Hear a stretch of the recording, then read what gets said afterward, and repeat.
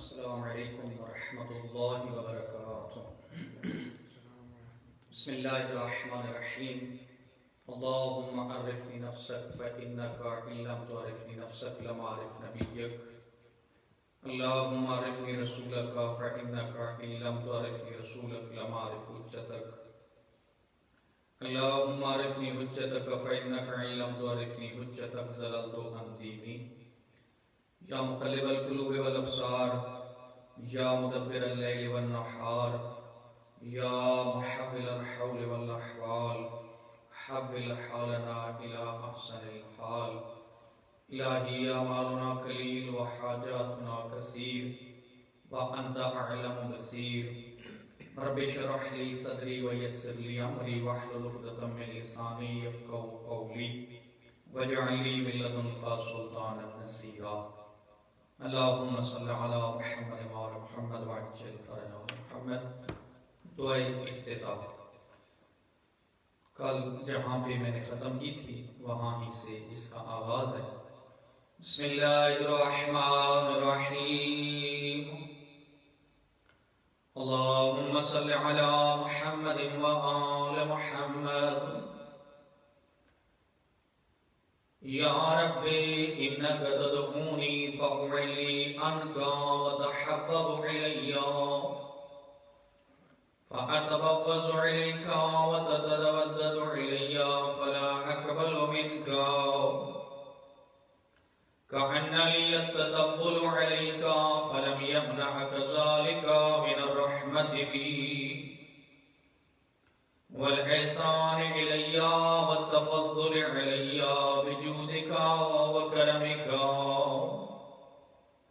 فارحم عبدك الجاهل وجد عليه بفضل إحسانك إنك جواد كريم۔ الحمد لله مالك الملك مجري الفلك مسخر الرياح فالق الإصباح ديان الدين رب العالمين۔ الحمد لله على حلمه بعد علمه والحمد لله على أفعه بعد قدرته والحمد لله على طول عناته في غضبه وهو قادر على ما يريد۔ الحمد لله خالق الخلق باسط الرزق فالق الأسباب ذي الجلال والإكرام والفضل والإنعام الذي بعد فلا يرى وقرب فشاهد النجوى تبارك وتعالى۔ الحمد لله الذي ليس له منازع يعادله ولا شبيه يشاكله ولا ظهير يعاضده قهر بعزته الأعداء وتواضع لعظمته العظماء فبلغ بقدرته ما يشاء۔ الحمد لله الذي يجيبني حين أناديه۔ پاک ہے وہ خدا جسے جب بھی میں پکارتا ہوں تو وہ جواب دیتا ہے۔ وَيَسْتُرُ عَلِيَّ كُلَّ عَوْرَةٍ وَعَلَى عَصِيهِ۔ میری برائی کی پردہ پوشی کرتا ہے جبکہ میں اس کی نافرمانی کرتا ہوں۔ وَيُعَظِّمُ النِّعْمَةَ عَلَيَّ فَلَا أُجَازِيهِ۔ وہ بڑی بڑی نعمتیں دیتا ہے جن کا بدلہ میں اسے نہیں دیتا۔ فَكَمْ مِنْ مُوهِبَةٍ هَدِيَّةٍ قَدْ أَعْطَانِي وَعَظِيمَةٍ مُخَفَّفَةٍ قَدْ كَفَانِي۔ کتنی خوشگوار عنایتیں اور بخششیں اس نے کی ہیں، کتنی ہی زیادہ خطرناک آفتوں سے مجھے بچا لیا ہے۔ فَأُثْنِيَ عَلَيْهِ حَامِدًا واذكره مسبحا. الحمد لله الذي لا يفتك حجابه ولا يغلب بابه ولا يرد سائله ولا يخيب أمله. الحمد لله الذي يؤمن الخائفين وينجي الصالحين. علیکم السلام ورحمۃ اللہ وبرکاتہ. پیر مولا علی علیہ السلام مدد. وَيَرْفَعُ الْمُسْتَضْعَفِينَ وَيَدَعُ الْمُسْتَكْبِرِينَ وَيُهْلِكُ مُلُوكًا وَيُسْتَخْلِفُ آخِرِينَ. وَالْحَمْدُ لِلَّهِ قَاسِمِ الْجَبَّارِينَ مُبِيرِ الظَّالِمِينَ مُدْرِكِ الْهَارِبِينَ. وہ خدا جس کا در رحمت بند نہیں ہوتا، کوئی سائل خالی نہیں جاتا. الذی یؤمن الخائفین، جس کا امیدوار کبھی مایوس نہیں ہوتا. وینجی الصالحین، جو نیکوکاروں کو نجات دیتا ہے. ویرفع المستضعفین، اور گرے ہوئوں کو ابھارتا ہے. وَيَضَعُ الْمُسْتَكْبِرِينَ، بڑا بننے والوں کو نیچا دکھاتا ہے. وَيُهْلِكُ مُلُوكًا وَيَسْتَخْلِفُ آخِرِينَ، وہ بادشاہوں کو ہلاک کرتا ہے، ان کی جگہ دوسروں کو لے آتا ہے. وَالْحَمْدُ لِلَّهِ قَاسِمِ الْجَبَّارِينَ مُبِيرِ الظَّالِمِينَ. حمد ہے اس خدا کے لیے جو ظالموں کا زور توڑنے والا اور انہیں برباد کرنے والا ہے، اور فریادیوں کو پہنچنے والا ہے. صریخ المستصرخین، بے انصافوں کو سزا دینے والا ہے. موضع حاجات الطالبین، داد خواہوں کا داد رس ہے. معتمد المومنین، مومنین کی حقیقت میں پناہ ہے. الحمدللہ الذی من خشیتہ ترعد السماء وسکانہا، حمد ہے اس خدا کے لیے کہ جس کے خوف سے آسمان اور آسمان والے لرزتے ہیں. وترجف الارض وقمارہا، زمین اور اس کے آباد کار دہل جاتے ہیں. وَتَمُوجُ الْبِحَارُ وَمَن يُصَبِّحُ فِي غَمَرَاتِهَا، پانیوں میں تیرنے والے، سمندروں میں چلنے والے لرز جاتے ہیں. الحمدللہ الذی ہدانا لہذا وما كنا لنهتدی لولا ان ہدانا اللہ. تمام تر تعریفیں اس خدا کے لیے جس نے ہمیں یہ راہ ہدایت دکھائی. ہم ہرگز ہدایت نہ پا سکتے تھے اگر اللہ ہماری ہدایت نہ فرماتا. اللہم صلی علی محمد وآل محمد. اللہم صلی علی محمد وآل محمد. اللہم صلی علی محمد وآل محمد. وبحق هذا الدعاء العظیم اللہم اشف جمیع المؤمنین والمؤمنات. اللہم بحق هذا الدعاء العظیم اللہم اغفر اموات المؤمنین والمؤمنات. اللہم بحق هذا الدعاء الجلیل اشف جمیع المؤمنین والمؤمنات واحفظ جمیع المؤمنین والمؤمنات بحق القرآن العظیم وبحق ناطق القرآن امام صاحب العصر والزمان. اللہم صلی علی محمد وآل محمد وعجل فرج آل محمد. میرے محترم پروردگار عالم آپ سب کو صحت و سلامتی عطا فرمائے. جو دعاؤں میں یاد رکھنے والے ہیں مالک آپ سب کو صحت و سلامتی عطا فرمائے. محمد علی غوری صاحب کے بیٹے کو صحت کاملہ عطا فرمائے. حاجی محمد اشرف صاحب کے والدین کی مالک مغفرت فرمائے.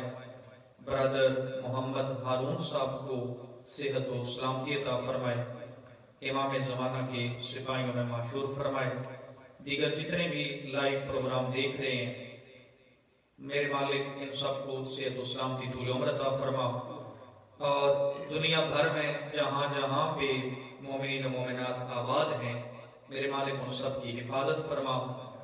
حامد شاہ صاحب اور معلوموں کے دیگر تمام برادران کو مالک صحت و سلامتی عطا فرمائے، امامیہ کے ساتھ وہاں پہ جو سلسلہ چل رہا ہے میرے مالک ان سب کو کامیاب فرمائے۔ آپ سے گزارش ہے، جیسے آپ سب جانتے ہیں کہ یہ لائیو پروگرام ماہ رمضان المبارک کا جا رہا ہے، اور یہ مجبوری ہے، مسائل ہیں ہمارے، اس میں ایک دو گزارشات ہیں۔ پہلی گزارش ہمارے ادارے کے ممبران اور متعلقین اور مومنین کی ہے، مومنات کے لیے ہے۔ جیسے کہ حالات اب سب کے سامنے واضح ہیں، ادارے میں اجازت نہیں ہے، اور اسی مجبوری کی بنا پر ہم یہ لائیو پروگرام دے رہے ہیں۔ ادارہ آپ سب کو پتہ ہے کہ لاک ہے، اور ہم ادارے میں فی الحال اجازت نہیں دے رہے پروگرامز کی جب تک ڈینش حکومت کی طرف سے اجازت نہ ہو۔ تو انشاءاللہ جلد خاتمہ ہوگا اس بیماری کا، اور اس کے بعد انشاءاللہ تمام مومنین و مومنات یہاں پہ اکٹھے ہو کر عزاداری کے پروگرام اور جشن اور دیگر یہ پروگرام انشاءاللہ کریں گے۔ وہ وقت دور نہیں ہے، انشاءاللہ یہ مصیبت جلدی ختم ہوگی۔ امید رکھیے، دعا کیجئے، سب مل کے دعا کیجئے۔ اس کے علاوہ گزارش ہے کہ آپ لائیو اپنے سوال بھیج سکتے ہیں تاکہ ان کا جواب دیا جا سکے، یا اگر کوئی التماس دعا خصوصاً آپ کے لیے ہے تو وہ بھی آپ بے شک کہہ سکتے ہیں، کیونکہ یہ پروگرام ایک برادرانہ طور پہ پروگرام ہے، کوئی یہ وی آئی پی پروگرام نہیں ہے، نہ ہی میں آپ سے جدا ہوں نہ آپ مجھ سے جدا ہیں، بالکل ایک اپنائیت کے ساتھ یہ پروگرام ہے، اور اسی طرح یہ سلسلہ جاری و ساری رہے گا۔ میرے محترم، دو سوال وہ ان کے جوابات بھی انشاءاللہ بعد میں دوں گا جب سوال کی نشست آئے گی۔ ابھی امیر المومنین آقا علی ابن ابی طالب علیہ السلام کے عظیم کلام سے ہم اپنی ہدایت کا سامان کرتے ہیں، وہ چراغ ہدایت، وہ باب مدینۃ العلم آقا علی ابن ابی طالب کہ جو رہتی دنیا کے لیے عظیم ہدایت کا منبع اور سرچشمہ ہے، جناب علی امیر المومنین کی تعلیمات اور ان کے 11 فرزندان کی تعلیمات، جو تعلیم جناب رسول اللہ کا ایک سلسلہ ہے، جو تسلسل ہے تعلیمات نبوی کا، تو اسی تسلسل سے ہم سلسلہ وار یہ درس ہدایت لے رہے ہیں، چونکہ چراغ ہدایت ہمارے مکتب میں ہمیشہ جل رہے ہیں، اور ہادیان برحق موجود ہیں، بالخصوص 12ویں حجت آقا امام زمانہ عجل اللہ فرجہ الشریف موجود ہیں، اور ان کا ہم توسل کرتے ہیں، انہی کو ہم یقیناً امام علیہ السلام کے سامنے اپنی عرائض کو پیش کرتے ہیں، اور انہی عرائض کے ساتھ ہی ہم طالب ہدایت بھی ہیں، اور طالب ہدایت کے ساتھ ساتھ طالب علم بھی ہیں۔ ہم علم مانگنے کے لیے باب مدینۃ العلم سے بھیک مانگتے ہیں۔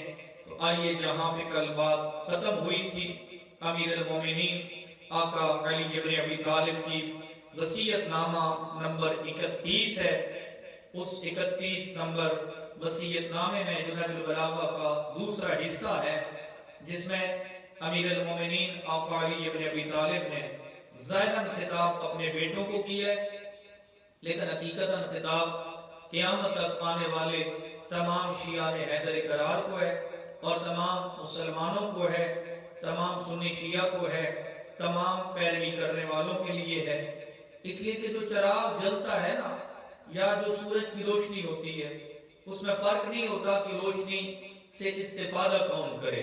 اس چراغ کی لائٹ تو نکل رہی ہے، اس کی روشنی سے کوئی بھی استفادہ کر سکتا ہے، شرط یہ ہے کہ بندہ فائدہ اٹھانے والا ہونا چاہیے۔ بات یہاں تک پہنچی تھی کہ اے میرے بیٹے تفقہ فی الدین، دین میں سوجھ بوجھ پیدا کرو، دین میں سوجھ بوجھ ضروری ہے۔ وَأَوِّدْ نَفْسَكَ التَّصَبُّرُ عَلَى الْمَكْرُوهِ، فرمایا جو مصیبتیں یا مسائل اور پریشانیاں آتی ہیں ان کو برداشت کرنے کی عادت بناؤ۔ انسان پہ مصیبتیں آتی ہیں، مصیبتوں کو برداشت کرنے کا حوصلہ پیدا کرو۔ یقین کیجیے مومن کی زندگی جو ہے نا وہ حقیقت میں مصیبت بھری زندگی ہے، اور فرمان معصوم موجود ہے جس میں معصوم علیہ السلام نے ارشاد فرمایا تھا کہ دنیا مومن کے لیے مصائب کا گھر ہے اور کافر کے لیے جنت ہے، جبکہ آخرت اس کے الٹ ہے۔ آخرت جو ہے وہ مومن کے لیے آسانیوں اور جنت کا گھر ہے، جبکہ دشمن دین کے لیے، دشمن خدا کے لیے، دشمن نمائندگان خدا کے لیے آخرت جو ہے وہ انتہائی سخت ہے۔ لہذا اس دنیا کی چھوٹی مصیبتوں کو برداشت کر کے آخرت کی دائمی خوشیاں مومن کے ذہن میں ہونی چاہیے۔ فرمایا اے میرے ماننے والو اوّد نفسک، اپنے نفس کو آمادہ کرو، اپنے نفس کو عادی کر لو۔ التصبر فی الحق، کہ جو حق بات میں التصبر علی المکروہ، جو مصیبتیں آتی ہیں ان پر صبر کرنے میں۔ وَنِعْمَ الْخُلُقُ التصبر فی الحق، فرمایا سب سے اہم ترین صبر جو ہے وہ حق کے راستے میں ہے۔ حق کے راستے میں بڑی مصیبتیں آتی ہیں، یقین کیجئے بندہ سچ بولے نا تو سب سے زیادہ مصیبتیں آتی ہیں۔ وہ 2 دن پہلے پاکستان کے ایک مشہور و معروف مولانا صاحب نے کچھ سچی باتیں کی ہیں کہ جو اتنی کڑوی لگی ہیں کہ اس بیچارے مولانا صاحب کو معافی مانگنا پڑی ہے۔ کہ کس قدر عجیب معاشرہ ہو چکا ہے کہ یہاں پہ حق بات کرنے کے بعد حق بات کرنے والا خود معافی مانگ رہا ہے۔ یہ کس قدر مصیبت کا وقت ہے کہ یہ فرمایا حق بات کہنے کے لیے سب سے بڑی مصیبتیں آتی ہیں۔ یقین کیجئے آج کے دور میں ڈر رہتا ہے کہ اگر حق بات کر دی تو کتنے لوگ ناراض ہو جائیں گے، اور پناہ مانگیں اس وقت سے کہ جس وقت میں تبلیغ کرنے والے جن کو تبلیغ کر رہی ہے ان سے ڈر رہے ہو۔ اتنا سخت مشکل کام ہو گیا۔ ہمارے ایک استاد محترم تھے مشہد مقدس میں، تو وہ بڑی زبردست بیان وہ بات کرتے تھے۔ وہ فرماتے تھے کہ جس دن آپ کو پتھر لگے، جس دن آپ کو گالیاں پڑیں، جس دن لوگ آپ کی سخت ترین مخالف ہو جائیں، اس دن سمجھ لیں کہ آپ نے کوئی حق بات کی ہے۔ دنیا کی تعریف سے نکل کر، لوگوں کی تعریف سے نکل کر اگر دین کو حقیقتاً پہنچایا جائے تو یقین کیجئے دین پہنچانے میں بڑی مشکلات پیش آتی ہیں۔ اور امیر المومنین فرما رہے ہیں، فرمایا کہ نعم الخلق التصبر فی الحق، کہ سب سے زیادہ سختی وہ حق کے راستے میں آتی ہے، اور اس راستے میں اگر کوئی صبر کرے گا تو سب سے بہترین سیرت اور کردار کا حامل ہوگا۔ فرماتے ہیں وَأَلْجِي نَفْسَكَ فِي الْأُمُورِ كُلِّهَا إِلَىٰ حَقَّ، یہ بڑا بہترین جملہ امیر المومنین کا، اور یقین کیجئے میں اس کا ترجمہ کرتا ہوں پھر اس کی تفصیل میں آتا ہوں۔ فرمایا ہر معاملے میں اپنے آپ کو اللہ کے حوالے کر دو۔ یقین کیجئے ہماری بہت زیادہ مصیبتیں اس وجہ سے بنی ہوئی ہیں کہ ہم اپنے عقل کے تابع ہیں۔ بھئی میرا عقل یہ کہتا ہے کہ فلاں ایسی بات ہے، اچھا میرے عقل کے مطابق یہ مسئلہ ایسا ہونا چاہیے۔ جی مولانا یہ مصیبت آئی ہوئی ہے، یہ بیماری آئی ہوئی ہے، اچھا بچے راضی نہیں ہیں، بچوں کی پریشانیاں بنی ہوئی ہیں. فرمایا کہ اپنے معاملات کو جب تم اللہ کے سپرد نہیں کرتے ہو نا، جب اپنے عقل کے تابع ہو کر، لوگوں کے مشورے کے تابع ہو کر زندگی گزارنا شروع کر دیتے ہو نا، تو پھر تمہارے معاملات میں، تمہاری زندگی میں مسائب اور مصیبتیں یقیناً آئیں گی. اپنے آپ کو حوالے کر دو خدا کے. ایک جملہ میں ہمیشہ کہتا رہتا ہوں، ایک آیت ہے انا للہ و انا الیہ راجعون. یہ کس وقت ہم پڑھتے ہیں؟ جب کوئی بندہ فوت ہو جاتا ہے. جو ہی کسی کے فوت ہونے کی خبر ہم نے سنی، فوراً ہم نے یہ کلمہ پڑھا. اس کو کلمہ استرجاع کہتے ہیں، اور یہ پڑھنا بھی چاہیے کسی کی موت کی خبر سن کر. حتیٰ کہ یہ بھی ہے کہ اگر کسی پہ مصیبت آئی ہے اس وقت بھی یہ پڑھے. کبھی اس پہ غور ہم نے کبھی نہیں کیا. اگر اس کے پہلے جملے کو ہم اپنی زندگی میں رائج کر دیں نا، تو دوسرا جملہ اس کا آسان ہو جائے گا. اگر ہم پہلے پہ عمل شروع کر دیں، انا للہ، بالتحقیق ہم اللہ کے لیے ہیں. جب ہم اللہ کے لیے ہیں تو پھر ہماری ذات کی کیا حیثیت ہے؟ ہمارا اٹھنا اللہ کے لیے، ہمارا بیٹھنا اللہ کے لیے. پھر نماز میں ضرورت تو نہیں رہے گی نیت کرنے کی کہ 2 رکعت نماز فجر واجب قربتاً اللہ.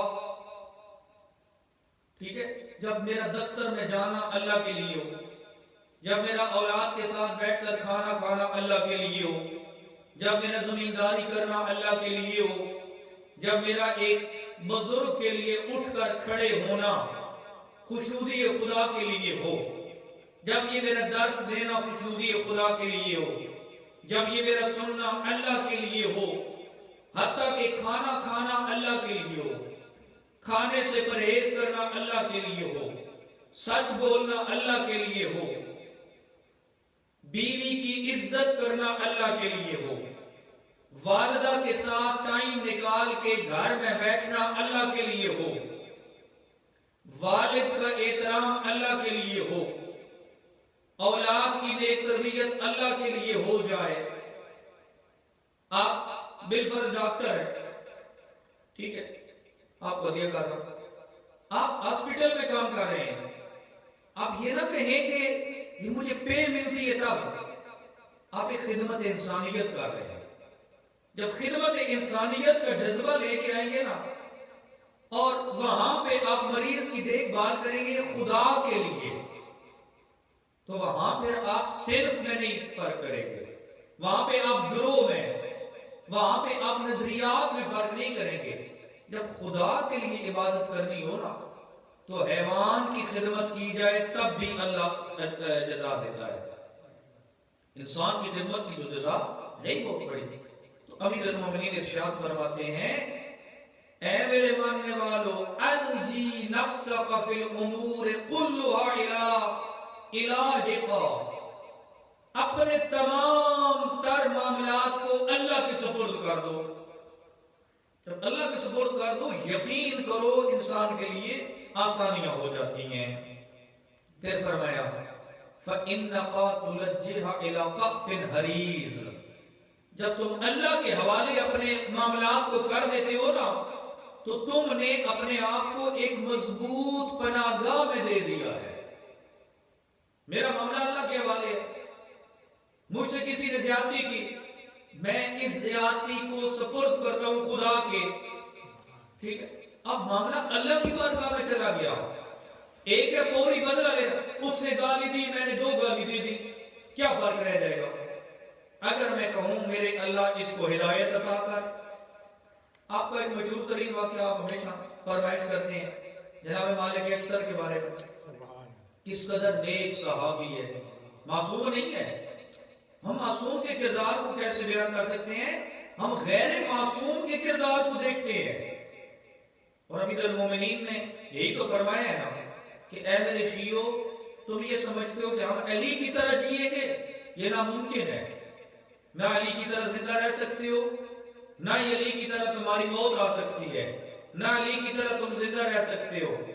فرمایا میرے صحابیوں کے کردار کو دیکھو، بندہ گالی نکال رہا ہے، بازار میں توہین کر رہا ہے، مالک اشتر، کمانڈر، بہادر، بدلہ لے سکتے ہیں، اور کتنا بہادر ہے، کتنا عظیم ہے کہ جس پہ امیر المومنین فخر کرتے ہیں، اور جو اس قدر شجاع عرب ہے کہ امیر المومنین کے ساتھ جنگ صفین میں دیکھ رہا ہے کہ علی مولا نے جتنے قتل کیے میں نے بھی اتنے ہی قتل کیے، اور پھر آپ نے بتایا ہے امیر المومنین نے فرمایا میرا ایک زیادہ ہے تو کبھی میرے ساتھ مقابلہ نہ کرنا، دوسرا میری تلوار دیکھ لیتی ہے کہ اگر اس کی نسل سے کوئی میرا ماننے والا آ رہا ہے تو میری تلوار اس کو بچا دیتی ہے، ٹھیک، بہادری کی یہ مثال ہے۔ لیکن یہ بھی بہت بڑی بہادری ہے اپنے غصے پہ قابو پا لینا۔ گالی ملی اس کا بدلہ گالی یہ آسان ترین ہے، صبر اور شجاعت کیا ہے؟ جہاں پہ کوئی گالی دے رہا ہے وہاں پہ صبر کرو، اس کی ہدایت کے لیے دعا کرو۔ چلے گئے مسجد میں، لوگوں نے بتایا کہ تمہیں پتہ ہے کہ کس کو گالی دی ہے، کس کی شان میں گستاخی کی ہے؟ نہیں پتا۔ کہا یہ مالک اشتر ہے۔ فوراً گستاخی کرنے والا پیچھے گیا، دیکھا وہ 2 رکعت نوافل پڑھ کے اس کی ہدایت کے لیے دعا کر رہے ہیں۔ تو یہ کمال ہے آقا امیر المومنین علی ابن ابی طالب کے ایک صحابی کا۔ فرمایا جب تم اپنے معاملات کو اللہ کے سپرد کرو گے تو تم ایک قوی محافظ کے سپرد کر دو گے اپنے معاملات کو۔ پھر ارشاد فرماتے ہیں کہ وَأَخْلِصْ فِي الْمَسْأَلَةِ لِرَبِّكَ فَإِنَّ بِيَدِهِ الْعَطَاءُ وَالْحِرْمَانُ۔ فرمایا اپنے پروردگار سے سوال کرو، کثرت سے سوال کرو اپنے رب سے، اس لیے دینا اور نہ دینا اس کے اختیار میں ہے۔ اپنے رب سے تعلق جگاؤ نا، جب رب سے تعلق جگاتے ہو نا تو اس کو بڑا اچھا لگتا ہے، ٹھیک ہے، وہ دے تب اس کی مرضی، نہ دے تب اس کی مرضی، لیکن کم از کم اتنا تو ضرور ہے کہ وہ یہ دیکھ رہا ہے کہ میرا بندہ مجھ سے رشتے میں آ رہا ہے، مجھ سے تعلق جگا رہا ہے، مجھے بھولا نہیں ہے۔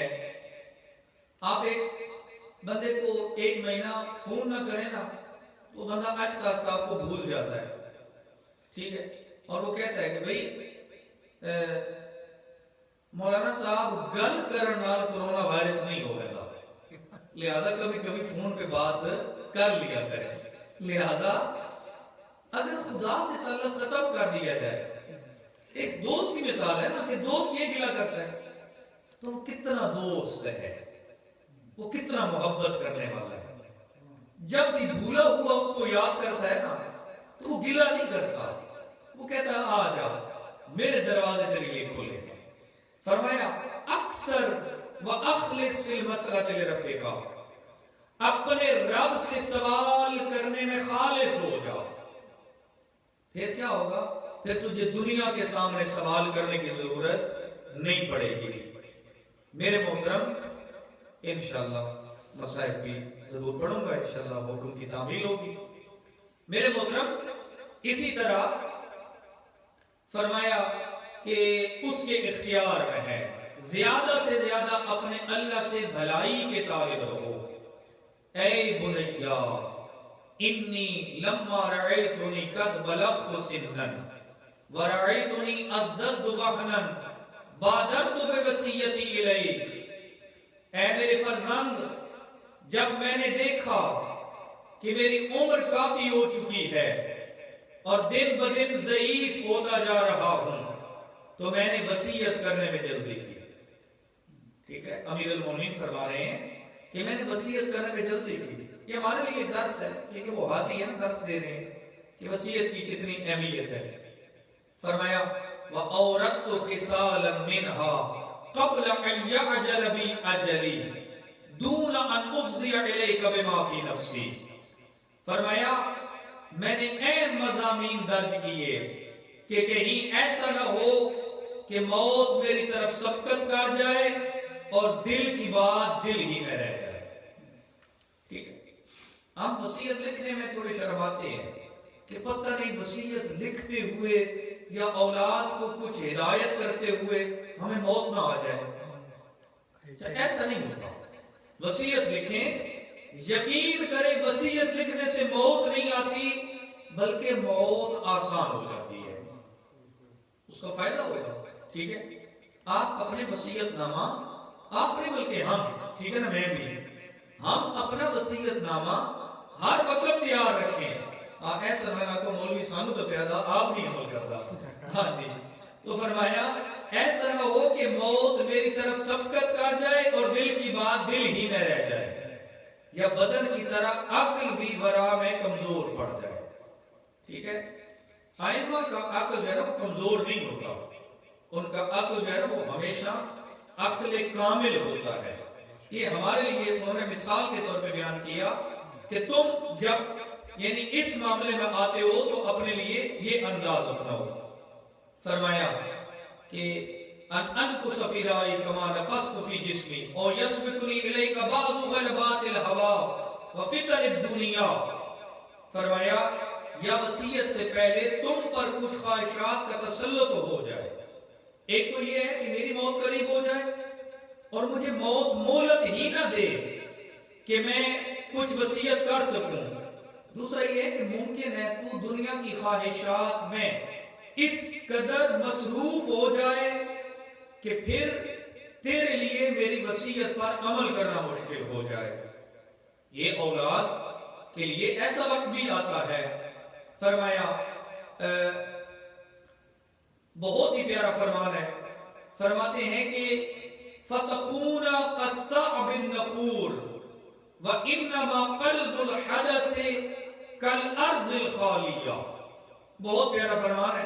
صاحبان اولاد تشریف فرمائیں، صاحبان اولاد سماعت فرما رہے ہیں. امیر کائنات ارشاد فرماتے ہیں کہ یاد رکھو کم سن کا دل اس خالی زمین کے مانند ہوتا ہے جس میں جو بیج ڈالا جاتا ہے اسے قبول کر لیتی ہے.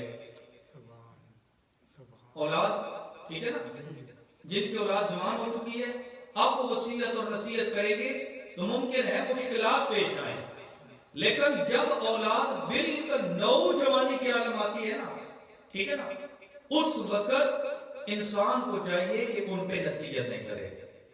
وہ تربیت کا طریقہ کار بھی ہے نا، 3 ساتھ پہ عمل کرو. اولاد کے معاملے میں 3 ساتھ ہیں. پہلے 7 جو ہیں یعنی بچے کے پیدا ہونے سے لے کر 7 سال تک اس کی غلامی کرو. 8ویں سال سے لے کر 14ویں سال تک اس کو غلام بناؤ.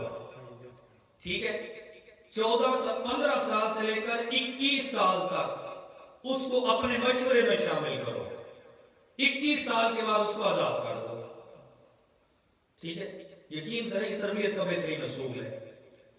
جو بندہ چھوٹے بچے 7 سال تک اگر بچے کی غلامی کرو گے نا، بچہ ممکن ہے آپ کے کندھوں پہ سوار ہو جائے. باندھو سواری. اس لیے کہ یہ مثال بھی تو موجود ہے نا، سید الانبیاء سجدے بڑھاتے ہوئے نظر آتے ہیں. وہ معصوم کے بچے. ٹھیک ہے، اب ان کی سیرت پہ چلتے ہوئے یہ کیا ہے، وہ حسنین کی غلامی ہے.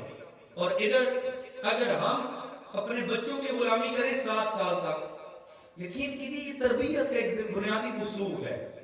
اگر 7 سال تک کے بچے کو پیار ملے نا، بچے میں بہت زیادہ نمود و نمائش ہوتی ہے، نمو ہوتا ہے. ٹھیک ہے، اور اس کے بعد اگر 8 سال سے لے کر 14 سال تک کے بچے کو پھر غلام بناؤ، اس پہ سختی کرو.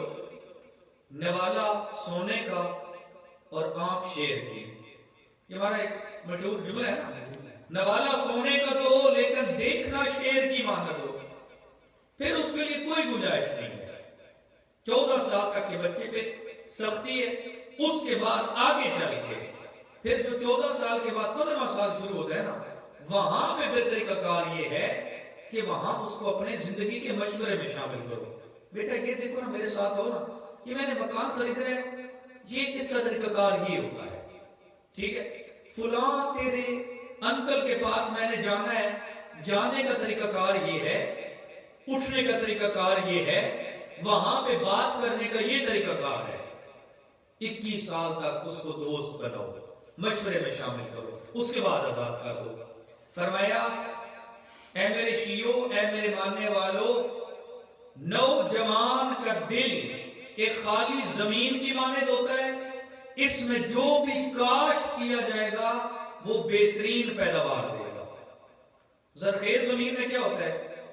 اگر زمیندار اس کو چھوڑ دے نا، خالی چھوڑ دے، تو اس میں جڑی بوٹیاں نکل آتی ہیں۔ اگر اس کو حفاظت سے بیج اچھا کاشت کرے تو اچھی فصل دیتی ہے وہ زمین۔ اسی طرح جو بچے کا ذہن ہے نا، بچے کا ذہن بالکل ایک زرخیز زمین کی مانند ہے۔ اس زرخیز زمین میں اگر تم محنت کرو گے، اچھا بیج کاشت کرو گے، سختی کی بھی ضرورت نہیں پڑے گی، پیار سے کاشت کرو، وہ بہترین طریقے سے تمہاری بات کو قبول کرے گا، اور قبول کر کے وہ بہترین آگے اس کی فصل دے گا۔ لیکن اگر اس کو خالی چھوڑ دیا، ٹائم نہ دے، آپ جتنے بھی تشریف فرما ہیں یا گھروں میں جتنے مومنین و مومنات سن رہے ہیں، یہ یورپ کی ہسٹری میں چیک کریں، جن لوگوں نے جو ایشیا سے آئے ہیں، پاکستان، انڈیا، افغانستان، ارد گرد علاقوں سے، ہمارے ہاں کیا تھا؟ ہم بھوکے لوگ تھے، ہم نے کمائی کو ٹائم دیا، ہم نے پیسے کمانے کو ٹائم دیا، ہم بچوں کو بھول گئے۔ یقین کریں آج وہ بوڑھے والدین پچھتا رہے ہیں، کاش اس وقت ہم نے 8 گھنٹے کام کیا ہوتا، کچھ ٹائم بچوں کے ساتھ بیٹھتے، انہیں ٹائم دیتے، انہیں کھیل کودنے میں ان کے ساتھ ہم وقت گزارتے، دسترخوان پہ ان کے ساتھ بیٹھتے، تو آج ہمارا حشر یہ نہ ہوتا۔ لہذا یہاں پہ اور زیادہ ضرورت ہے بچوں کے ساتھ دوستی کرنے کی، بچوں کے ساتھ مل بیٹھنے کی، گھر کے ماحول کو اچھا بنانے کی۔ پروردگار عالم ہم سب کو ان فرامین پہ عمل کی توفیق عطا فرمائے۔ 2 سوالات ہیں۔ ایک سوال تو یہ ہے کہ ان اللہ و ملائکتہ یصلون علی النبی یا ایھا الذین آمنوا صلوا علیہ وسلموا تسلیما۔ اللہم صل علی محمد کہ یہاں پہ اچھا میں حیران ہوں، یقین کیجئے نماز، روزہ، یہ آکام جتنے بھی ہیں نا، یہ مظلوم ہے۔ فقہی آکام کی میں نے گزارش کی تھی، فقہی آکام کے سوالات کریں، اور یہاں پہ سوالات جو ہے نا وہ عجیب قسم کے آتے ہیں۔ برائے کرم آپ سے گزارش ہے کہ نماز کی تصحیح ہو، نماز کا ترجمہ ہو، یا تو آپ سب الحمدللہ عالم ہیں، یہی آپ کے بارے میں اچھا گمان کیا جا سکتا ہے، لیکن کبھی کسی نے فقہی سوال نہیں کیے، دیگر سوالات زیادہ ہیں۔ قرآن کے تطبیق وہ چیزیں جو ہمارے بس میں نہیں ہیں اور ہمیں ضرورت نہیں ہے، نہ ان کے بارے میں ہم سے پوچھا جائے گا۔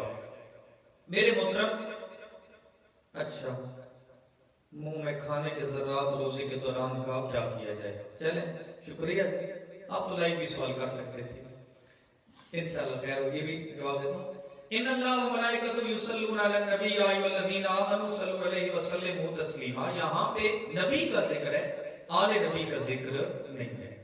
میرے محترم دیکھیں نا، نماز کا حکم قرآن میں موجود ہے کہ نماز واجب ہے، لیکن وہ کیسے، کہاں سے سمجھا؟ لفظ اقیم الصلاۃ۔ اب کوئی کہاں سے سمجھے گا کہ اقیم الصلاۃ یہ وجوب کی دلالت ہے؟ نماز قائم کرو، کیسے قائم کرو؟ یہ طریقہ کار ہم نے کہاں سے لیا؟ سنت نبوی سے۔ جناب رسول نے کیا فرمایا؟ صلو کما رأیتمونی اصلی، اس طرح نماز پڑھو جس طرح تم مجھے دیکھ رہے ہو۔ لہذا قرآن کی تفسیر کے لیے، قرآن کی حقیقت بیان کے لیے ہم کس کے محتاج ہوئے؟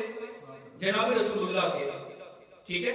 ناطق قرآن کے جو مفسر قرآن حقیقی ہیں ان کے محتاج ہیں نا۔ قرآن کے بعد ہم محتاج ہیں قرآن کی تشریح کے لیے سنت کے۔ اسی طرح جس طرح نماز کی تفصیل قرآن نے بیان نہیں کی ہے بلکہ جناب نبی نے بیان کی ہے، اسی طرح متفق علیہ بین الفریقین حدیث نبوی ہے جس کو عبداللہ ابن عباس نے اور ابن مسعود دونوں راویوں نے، معتبر راوی ہیں دونوں فریقین میں، سنی شیعہ فریقین میں، انہوں نے اس روایت کو نقل کی ہے۔ جناب رسول فرماتے ہیں کہ مجھ پہ دم کٹی صلوات نہ بھیجو، کیونکہ جب یہ حکم آیا نا یا ایھا الذین آمنوا صلوا علیہ وسلم تسلیما کہ اے ایمان والو تم نبی پہ درود و سلام بھیجو، اس وقت صحابہ کہنے لگے اللہم صلی علی محمد۔ جناب رسول اللہ نے جب یہ سنا فرمایا کہ مجھ پہ صلاۃ بطرہ یعنی دم کٹی صلوات نہ بھیجو۔ صحابہ نے عرض کی یا رسول اللہ یہ دم کٹی صلوات کیا ہے؟ فرمایا جب تک وآل محمد نہیں کہو گے تب تک یہ دم کٹی صلوات ہے، اور میں قبول نہیں کرتا جب تک اللہم صلی علی محمد وآل محمد شامل نہ ہو۔ یہ پہلی حدیث جو معتبر راویوں نے حدیث نے نقل کی ہے، اور یہ حدیث نبوی دونوں فریقین میں متفق ہے۔ اچھا، اس کے بارے میں جو مشہور امام ہیں امام شافعی، انہوں نے بڑا زبردست فرمایا کہ کفاکم آل بیت کفاکم من اعظم شانکم، اے اہل بیت محمد آپ کے لیے سب سے بڑی شان کیا ہے؟ من لم یصلی علیکم لا صلاۃ لہ، کہ جو آپ پہ سلام نہ پڑھے، جو آپ پہ درود نہ بھیجے، اس کی نماز ہی قبول نہیں ہے۔ تو میرے محترم، جب تک نماز میں وآل محمد نہ ہو، اگرچہ وہ دوسرے فقہ میں درود ابراہیمی پڑھتے ہیں اہل سنت، لیکن اس میں وآل محمد کا ذکر ہے، جب تک وآل محمد نہیں ہوگا تب تک نماز بھی مکمل نہیں ہے۔ اور پھر میں اگلا شعر بھی ان کا پڑھ دوں کہ ان کانا حب آل محمد رفض فاستشہد الناس انی رافضی۔ امام شافعی نے بڑا خوبصورت انداز میں بیان کیا، فرمایا اگر آل محمد کی محبت یہ رفض ہے، لوگ کہتے ہیں نا رفضی ہو گیا فلانا، ٹھیک ہے، فرمایا اگر آل محمد کی محبت کی وجہ سے تم مجھے رفضی کہہ رہے ہو تو اے لوگوں گواہ رہنا میں شافعی بھی سب سے بڑا رافضی ہوں۔ لہذا لفظ رافضی سے شیعہ نے حیدر قرار انشاءاللہ نہیں گھبرائیں گے۔ اسی طرح اہم ترین مسئلہ فقہ کا وہ ہے کہ کب سحری کا ٹائم ختم ہوتا ہے اور کب افطاری کا ٹائم سٹارٹ ہوتا ہے۔ ایک بندہ آیت قرآن سے ڈائریکٹ اس کو عکس کرنا شروع کر دے جناب نبی کے فرامین کو چھوڑ کر، تو یہ ناممکن ہے۔ برائے کرم آپ قرآن کا ترجمہ پڑھیں، لیکن قرآن سے فقہ میں نہیں حاصل کر سکتا یا آپ نہیں حاصل کر سکتے۔ فقہ حاصل کرنے کے لیے ہمیں جناب رسول کی ضرورت ہے، اور بعد از رسول ہمیں امام جعفر صادق کی ضرورت ہے، ٹھیک ہے۔ جب تک امام جعفر صادق کا سہارا ہم نہیں لیں گے تب تک ہمیں فقہ اسلام سمجھ نہیں آئے گی۔ لہذا قرآن کا ترجمہ پڑھنا ضروری ہے۔ قرآن سے کوئی بھی کیمسٹری کا طالب علم قرآن سے فقہ کو حاصل نہ کرے، ہاں فقہ قرآن سے وہ حاصل کرے جس نے کم از کم 16 علوم میں ماسٹر کیا ہو، وہ فقہ سے قرآن سے فقہ حاصل کر سکتا ہے، اس کے فتاوے جاری کر سکتا ہے، اس کے لیے ماسٹر ہونا ضروری ہے۔ میں اب میڈیکل کے نسخے بتانا شروع کر دوں تو مریض کی تباہی ہے یا نہیں ہے؟ لہذا دین کی تباہی یہ ہے کہ اگر اہل بیت کو چھوڑ کر قرآن سے ڈائریکٹ تم اپنے مسئلے حاصل کرنا شروع کر دو گے تو یہ دین کی تباہی ہے۔ ناطق قرآن کا وجود اس لیے صامت قرآن کے ساتھ ضروری ہے۔ جب تک ناطق قرآن کی طرف رجوع نہیں ہوگا صامت قرآن ہمیں سمجھ نہیں آئے گا، وگرنہ پھر وہ ٹھیک تھا بندہ جس نے کہا تھا کہ حسبنا کتاب اللہ، ہمیں اللہ کی کتاب کافی ہے، پھر اس کی اتباع کرو یا تو، ٹھیک ہے، پھر دروازہ علی ابن ابی طالب کو چھوڑ کر یا تو ادھر چلے جاؤ، اگر اس سے نفرت کرتے ہو تو پھر او دروازہ علی کے ماننے والوں قرآن کو اہل بیت کے فرامین سے سمجھنے کی کوشش کرو۔ پروردگار عالم ہم سب کو ہدایت عطا فرمائے. جی منہ میں اگر کھانے کے ذرات روزے کے دوران آ جائیں تو اس کا حکم کیا ہے؟ شاہ صاحب اس کا اصل حکم یہ ہے کہ سحری جب ختم ہو فوراً آپ برش وغیرہ کریں، کلی کریں، اچھے طریقے سے اس کو منہ کو صاف کریں تاکہ آپ کو یقین ہو جائے کہ ذرات ختم ہو گئے ہیں. اس کے باوجود بھی اگر کوئی چھوٹا ذرہ باقی رہ جائے تو اس کی دو صورتیں ہیں. اگر تو آپ کے منہ میں آ گیا اور فوراً آپ نے اس کو جج کر لیا اور فوراً باہر نکال دیا، اس کو اندر ہی نکل سکتے. لیکن اگر وہ منہ میں آتے ہی فوراً حلق میں چلا گیا تو اب آپ بری الذمہ ہیں، اب آپ کے ذمہ کچھ بھی نہیں ہے. وہ روزہ آپ کا ٹھیک ہے، آپ نے احتیاط کی تھی، برش کیا تھا، مسواک کی تھی، کلی وغیرہ کی تھی، اس کے باوجود کوئی چھوٹا موٹا ذرا آپ کے اندر فوراً ہی چلا گیا تو اس سے کوئی حرج نہیں ہے. لیکن اگر منہ میں آیا اور باہر نکالنا ممکن ہے تو اس کو نکالا جائے، یہ ضروری ہے. پروردگار عالم ہم سب کے دینی حاجات کو اپنی بارگاہ میں قبول فرما. کریم اللہ. جی وہ فلمیں انڈیا فلم ہاں جی یہ بھی بہت اچھا سوال تھا، فقہی سوال ہے. اجرکم اللہ کہ مولانا صاحب روزے کا وقت گزارنے کے لیے، لاک ڈاؤن گزارنے کے لیے کیا انڈین فلمیں جو ہے نا وہ دیکھ کر گزارا کیا جا سکتا ہے؟ یہ کل بھی عرض کیا تھا کہ الا بذکر اللہ تطمئن القلوب. وہ شاہ صاحب نے بڑا زبردست آج کل ایک حل نکالا ہوا ہے، مدینہ سے مدینہ ایک کتاب ہے کربلا کی مکمل ہسٹری کی، وہ بھی پڑھ رہے ہیں. کوشش کریں کتب بھی نہیں کریں، ٹھیک ہے؟ یہ سب سے بہترین ذریعہ ہے. اگر کتاب پڑھنا ممکن نہیں ہے تو یقین کیجئے ہسٹریکل فلمیں اور ڈرامے اس قدر موجود ہیں کہ بندہ خود بھی دوبارہ دیکھتے جائے. ہو سکتا ہے کہ یہ عرصہ پہلے آپ نے سریال امام علی دیکھو لیکن آپ اس کی کئی چیزیں بھول چکے ہو، وہ دیکھنا شروع کرے تاکہ ثواب کا ثواب بھی ہو، وقت بھی گزر جائے، تاریخ کا مطالعہ بھی ہو جائے. مختار سقفی فلم ہے، دیگر شہید کوفہ فلم ہے، کربلا کا سفر جو ہے نا فلم موجود ہے، جناب یوسف کے بارے میں فلم موجود ہے، ان کو دیکھیں، وقت گزاری بھی کریں. انڈین فلموں میں دو چیزیں جو ہے نا وہ قابل مذمت ہیں، ایک تو بے پردگی ہوگی، دوسرا گانے سننے ہوں گے، ٹھیک ہے؟ اگر یہ دونوں چیزیں آپ برداشت کر سکتے ہیں اور اپنی آنکھوں اور اپنے کانوں کے گناہ کا حساب دے سکتے ہیں تو پھر بے شک. لیکن اگر ممکن نہیں ہے یہ حساب دینا تو پھر بہتر ہے ان چیزوں سے اجتناب کیا جائے. پروردگار عالم آج کی افطاری کا ثواب چہاردہ معصومین علیہ السلام کی عزت کے صدقے میں مرحومہ اور مغفورہ کے روح کو ایصال فرما. برادر عیسیٰ چمن علی کی اہلیہ کے درجات بلند تر فرما، انہیں شفاعت محمد و آل محمد نصیب فرما. میرے اللہ مرحومہ کو جوار معصومین میں جگہ نصیب فرما. برادر عمران صاحب کے انکل آج دنیا سے چلے گئے ہیں، میرے اللہ انہیں جنت میں اعلیٰ مقام نصیب فرما. ان کا نام قربان علی فقیر محمد ابن قربان علی کو جنت میں اعلیٰ مقام نصیب فرما. جو مومنین سن رہے ہیں ان سے گزارش ہے کہ فقیر محمد ابن حاجی قربان علی کے لیے 2 رکعت نماز وحشت قبر ادا کی جائے. آج ڈنمارک میں ان کا انتقال ہوا ہے اور جو مومنین نماز وحشت قبر ادا نہیں کر سکتے ان سے گزارش ہے کہ کم از کم مرحوم کو فاتحہ میں ضرور یاد رکھیں. پروردگار عالم ہم سب کے مرحومین کی مغفرت فرما. آپ سے گزارش ہے کہ حاجی فقیر محمد مرحوم کے لیے اور برادر عیسیٰ چمن علی کی اہلیہ کی مغفرت کے لیے سورہ فاتحہ کی تلاوت فرما.